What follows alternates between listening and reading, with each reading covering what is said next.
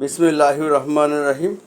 এই যে আমরা বাচ্চাটা দেখতে পাচ্ছি, সে 8 বছরের বাচ্চা গুলটি লেগে চোখের কর্নিয়ায় আঘাত খেয়েছে। আঘাত খাওয়ার পর দেখা যাচ্ছে একটা সবুজ দাগ, এটা ফ্লুরোসেন্ট স্টেইন করা হয়েছে। তার মাঝ বরাবর একটা ট্রান্সভার্স একটা দাগ দেখা যাচ্ছে। উপরের দিকে তুমি তাকাও, এই দাগটা আবার সোজা তাকাও, এইটাই ক্ষত। এতে গুলটির আঘাতে এটা হয়েছে।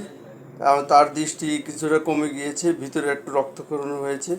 আমরা আজকের জন্য এটা ব্যান্ডেজ করে রাখবো, কালকে ইনশাল্লাহ সকালে খুলে দিব। আশা করি এটা 1 সপ্তাহের মধ্যেই পেশেন্ট ভালোর দিকে যাবে। তো সবাইকে সতর্কতা হিসেবে আমরা ভিডিওটা দিচ্ছি, কেউ যেন এরকম গুলটি খেলতে যে এরকম দুর্ঘটনা না পড়ে। অতএব গুলটি খেলা না খেলাই ভালো।